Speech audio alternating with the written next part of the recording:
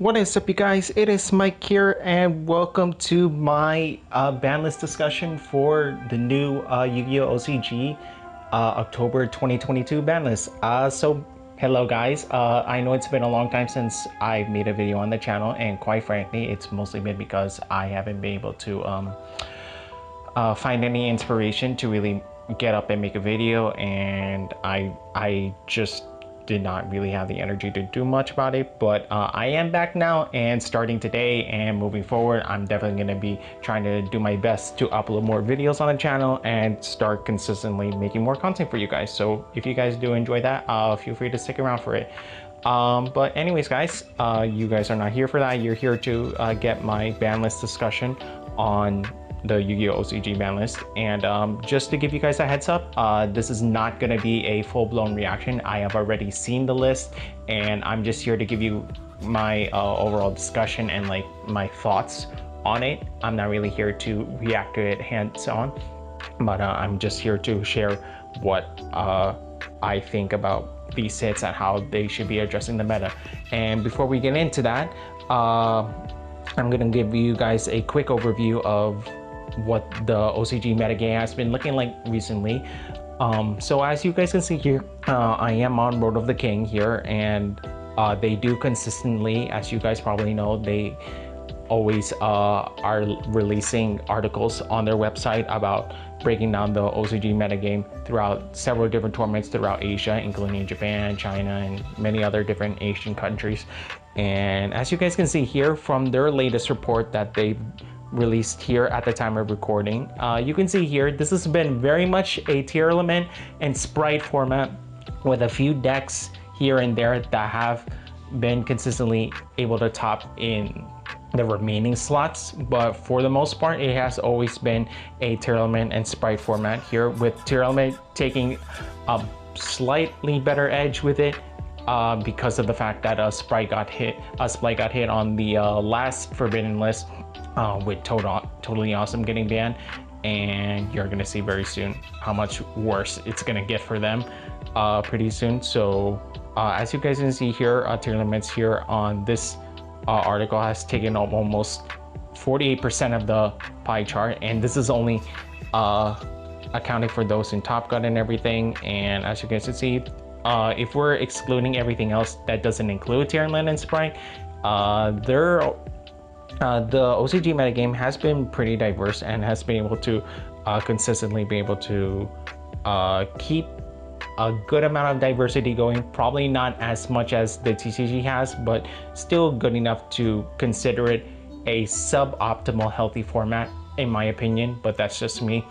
And as you guys can see here, some other newer decks that have been doing pretty well, including Byssted, Branded, and many others have kind of been doing pretty well, with obviously the Kshatri-la and the Byssted engine being seen in a lot of different top tier decks and being played as a consistent side deck option for a lot of different players. So there's that. And if we even look at the last report before this one on number 8, you can even see here, even though Tearalament has not taken almost half the chart, it still is taking up quite a big chunk of their metagame and has been one of their best represented decks ever since the Ishizu support came out.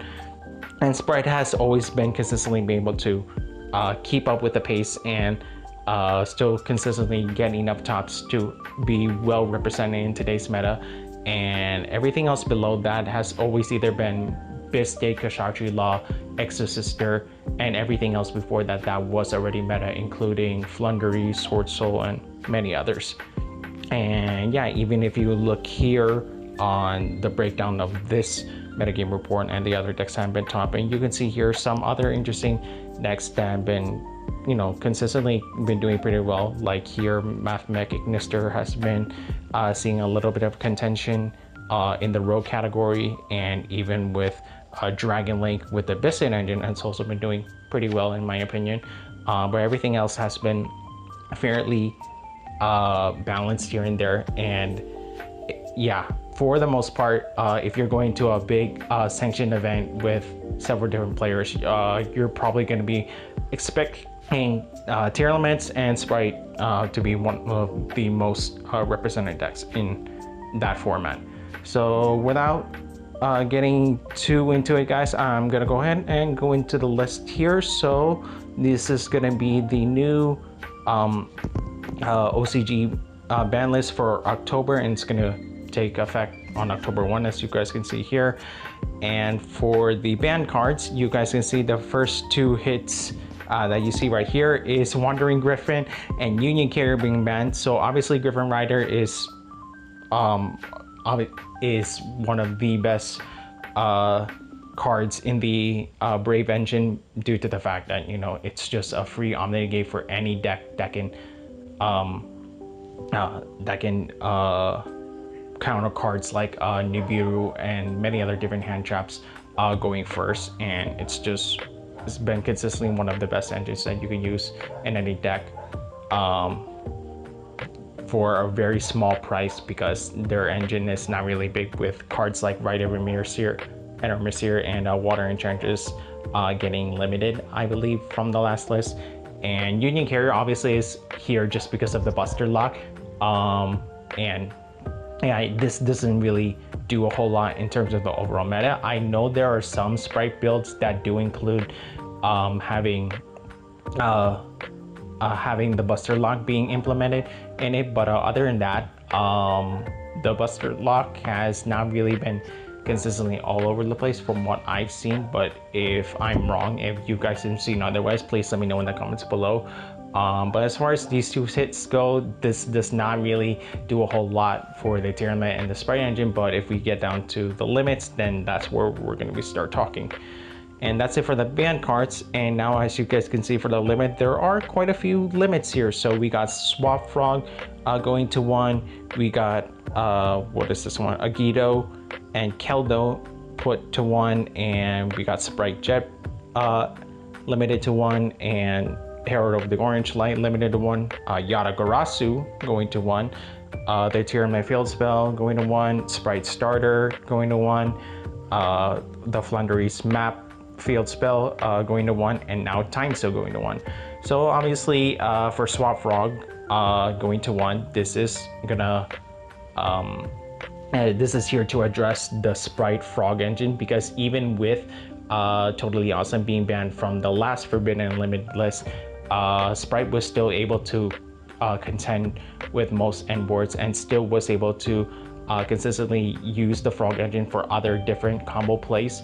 But with now Smock Frog being limited, that's really gonna hurt the consistency of it as an engine, because if you're just using Swap Frog with Ronin Totem and Do Frog in the main, that doesn't really achieve a whole lot. Those 3 cards could obviously be a lot better and could be, you know, slots for more hand traps, I suppose. So this is going to definitely hurt the engine overall. It doesn't obviously address Splight specifically, but it does hurt their engine very well. And with Agido and what is the other one? Keldo going to 1. This is obviously because of the Ishizu Tearalament, and with Ishizu being a really good consistency engine and a really good mill strategy for Tearalaments to help consistently have good plays and good mills going first. And these are one of the weirder hits to Tearalaments that I've seen in a while. So I mean, you still have the 2 other starters from the Ishizu engine that do are still at 3. So this doesn't really do quite a whole lot to the engine as a whole, but it does really ruin the consistency a little bit. So I don't think this would hurt it too much. Sprite Jet going to 1 feels a bit weird. I would much more prefer Sprite Blue going to 1, because it's obviously one of your best starters in the deck.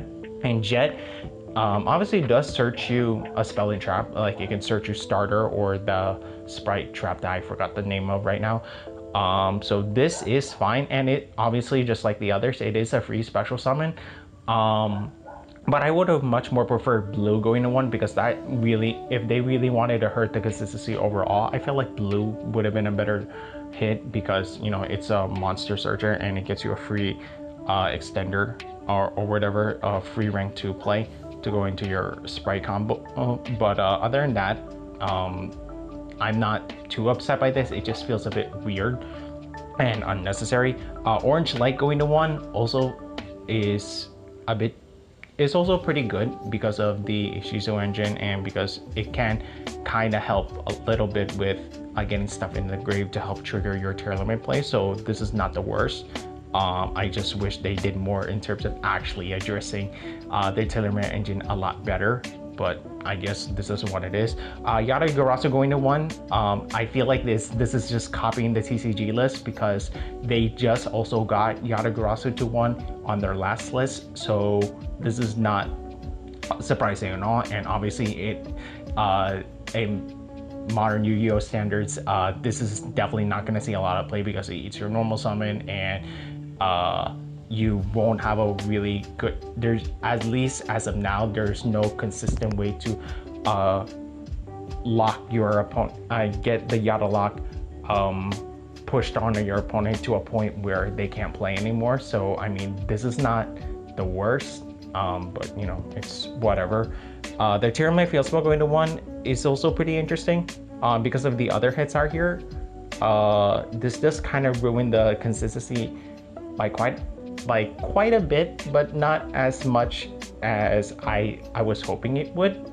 So this is not the worst, and this is obviously also a really good starter for the engine, but you know, overall it's not a bad hit. It just feels a bit weird because the Tearalament engine, besides very specific cards like Happiness and the others, they don't really have a lot of good choke points where you'd want to hit them at certain in their combo where it would halt their plays.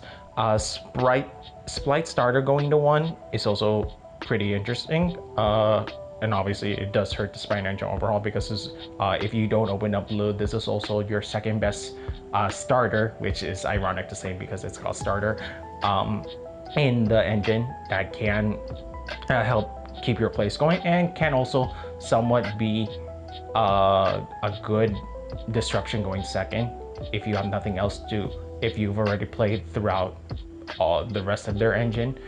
So I mean, this is not the worst, and this is not gonna I don't think this would kill the engine overall, but it really does ruin their consistency now that Jet and starter are at 1. So I don't think this kills the engine by any means, but it does ruin their plays by quite a bit.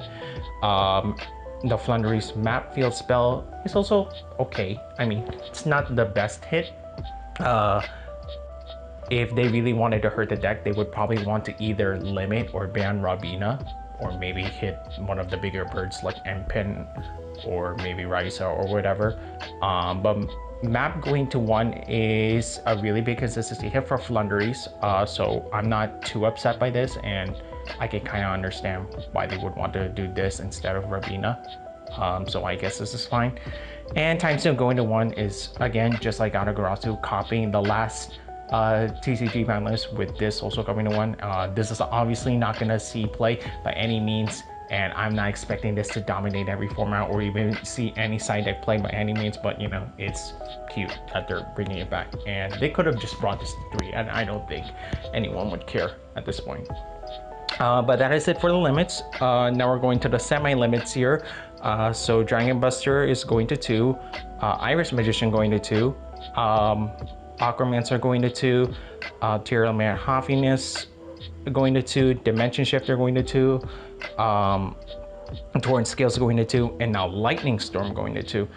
So Dragon Buster is okay. I mean, to be fair, the semi-limit list for the OCG is really way all over the place, and I don't really know what they're doing with it and why they're throwing so much cards into it.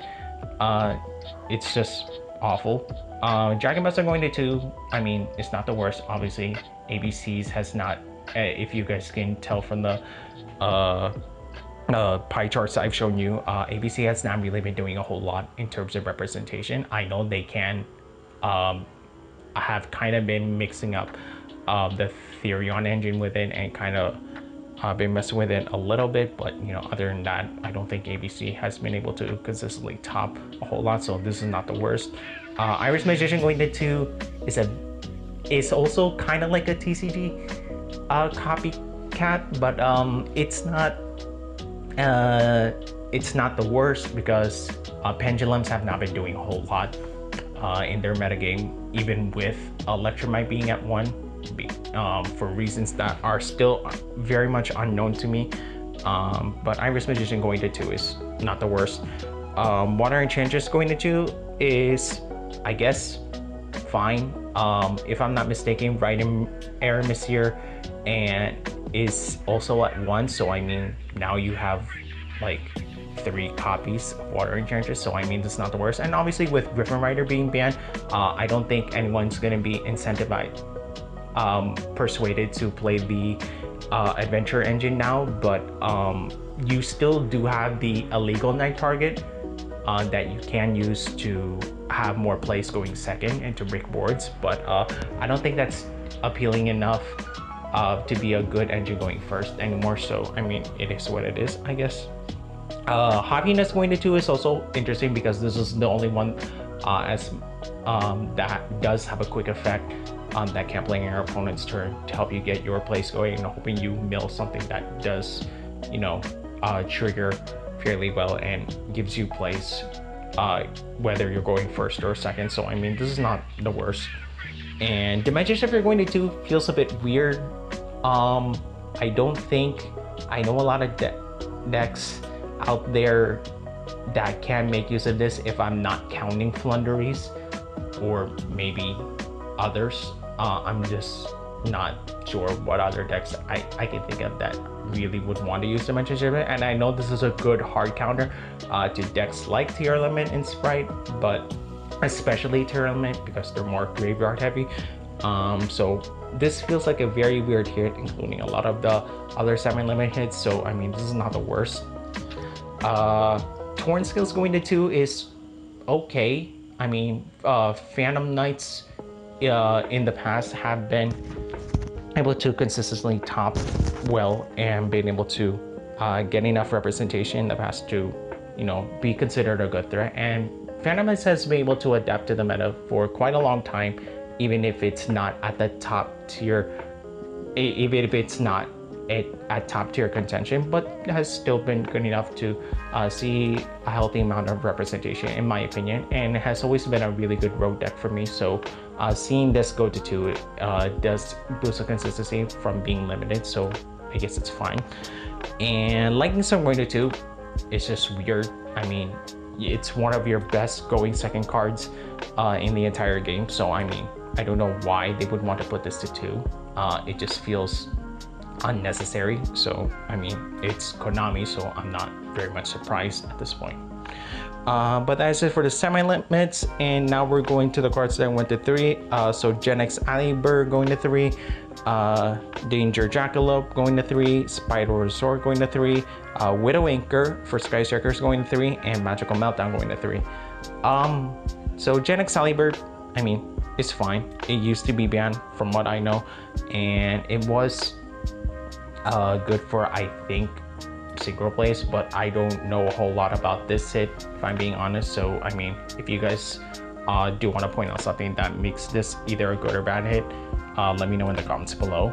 Jackalope going to 3 is interesting. I mean, the rest of the Danger engine has kind of been doing good in the Dark World with Dark Worlds, and besides that, it is kind of good with Tearalament, but that part of it, that engine has kind of fallen off ever since the Ishizu engine came through, just because it's better at milling than Dangerous. So I mean, this is not the worst, and I don't mind this going to 3. Spiral Resort going to 3 is okay. I mean, I know they still do have Master Plan, but Spirals has not done a lot in quite a long time. And obviously we're not here to talk about Spiral Reformer or anything, but you know, this is not the worst hit, and I don't think this is really gonna do a whole lot for Spirals, but it is a good consistency boot nonetheless. Widow Anchor going to 3 is obviously really good because it's one of Sky Striker's best going second tools for negating monster effects. So I mean, this is an okay hit. and Sky Striker is kind of okay. I know it's been doing fairly well in the OCG as a decent rogue strategy, even at my own locals where it kind of sees good amount of play, but it's not the worst, so I'm happy for that. And Meltdown going to 3, obviously people are going to roll their eyes with the invoked engine not being able to die at this point, because prior to this was semi-limited and now it's back at 3, so I mean, yay. But no one's unless they bring back the Dogmatic engine at full power, or even have like Nadir Simmer put back to at least 2, then I don't think Dogmatic Invoker is going to do a whole lot. And yeah, it's just, I'm just kind of rolling my eyes on this, but this doesn't really mean a whole lot for the overall meta, and it might see play again, but I don't know. So I mean, this is not the worst. And that is it, guys. That is it for my ban list discussion for the Yu-Gi-Oh! OCG October 2022 ban list. So yeah, in terms of the meta, Teara and Splight obviously got big consistency hits, and everything else below that. Exosister obviously did not get addressed, and a lot of the other rogue decks below that have kind of been okay. And obviously the Byssted and Kshatri-la engine did not get hit here. So it's still, I still do expect for that to see some sort of either main deck or side deck play by every means necessary. So I mean, that's cool. But in terms of the overall meta, I don't know if this does a whole lot to address Splight and Tearalament as a whole. Maybe Tearalament might still see good enough play because they did not get enough hits to really ruin the engine, because you still have a lot of their other main deck monsters, and the Ishizu engine still has 2 other monsters that are still at 3. So I mean, and yeah, this doesn't really hurt the deck a whole lot, but I mean, it might see less play because of it, or I don't know. I'm just kind of unsure right now on how their meta is going to look like, but this does address it to some capacity. It's just probably not the best way that I think I would have liked them to. But either way, guys, that is it for my discussion. If you guys did enjoy my content, feel free to give it a thumbs up, and definitely let me know in the comments below what you guys do want to see next, or if you want to see more content like this. And if you guys did enjoy watching the video, definitely subscribe to the channel and turn on the notification bell so you guys don't miss out anytime I upload videos. And that is going to be it, guys. Thank you guys so much for watching. This is DaiLeoYGO45 signing off.